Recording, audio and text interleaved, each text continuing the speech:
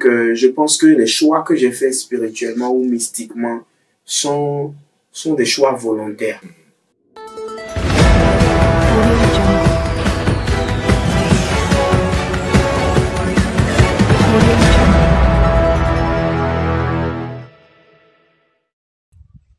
Bonjour la famille, j'espère que vous allez très bien. Soyez les bienvenus sur la vidéo. Je vous ai dit que j'aurai des informations sur Thiago Papa Yazi. Je ferai mes recherches possibles. Vous voyez, mais je n'ai pas encore trouvé Thiago Papa Yazi. Je n'ai pas trouvé Thiago Papa Yazi lui-même parce que je sais pas par quel moyen je vais le trouver. Mais quand même, je suis en train de faire mes recherches sur les réseaux sociaux. Oui. C'est ça. Donc, la famille, si vous êtes nouvellement sur la chaîne, n'oubliez pas de vous abonner et d'activer la cloche de notification. J'avais dit dans ma précédente vidéo que Thiago Papa Yazi s'est sacrifié spirituellement pour avoir le succès, pour avoir le talent, c'est-à-dire, c'est pas du talent, mais c'est le succès. Ouais. Donc, pour ne pas trop parler, vous pouvez aller regarder ma précédente vidéo sur lequel il a discuté avec Amira Dav, et puis il a raconté tout. Il a raconté tout sur sa vie et puis c'est la façon dont il a sacrifié sa vie, comment c'est devenu, et puis par où lui-même il se trouve maintenant, et comment dirais-je, est-ce qu'il continue toujours d'être dans ce domaine de spiritualité, ou bien il s'est comment dirais-je, il s'est donné à Jésus. Vous allez écouter ça là-bas.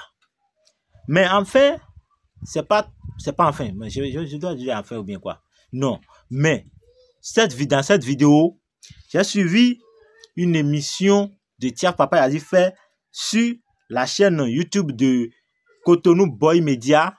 Cotonou Boy Media, ça fait déjà 2 mois.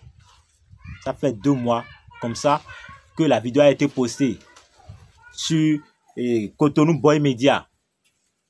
Donc la famille, dans ça, il a aussi raconté l'histoire de sa vie spirituelle. Vous voyez, le succès, vie spirituelle, et comment il faillit tout perdre. Tiens, Papa Yazi a dit enfin que il voit que le succès, c'est-à-dire le succès dans la vie artistique, a besoin de se sacrifier. Mais le talent là, ça dépend du travail que toi-même tu as fait. Je dis la famille, vous allez tout comprendre. Et puis, je vous dis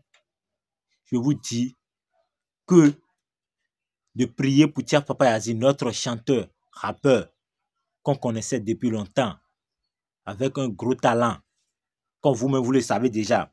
Donc, je vais vous balancer la vidéo maintenant. Vous allez écouter ce qu'il a dit. Lui-même. Ce qu'il a dit.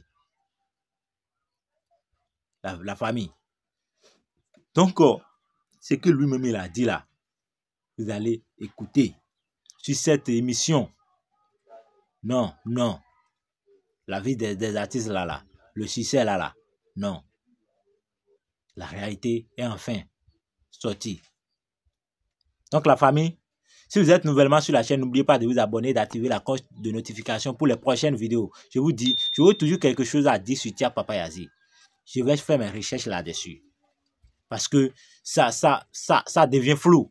Et puis on ne comprend plus rien de son silence. Vous voyez. Donc il y a des choses, ces choses-là, il affronte des combats. Il est en train d'affronter les combats. Donc la famille, priez pour lui. Donc regardez la vidéo. À une certaine époque, on était convaincu que nos grands qui marchaient, que ce n'était pas juste le talent. On se disait peut-être qu'il y avait une goutte de magie, quoi.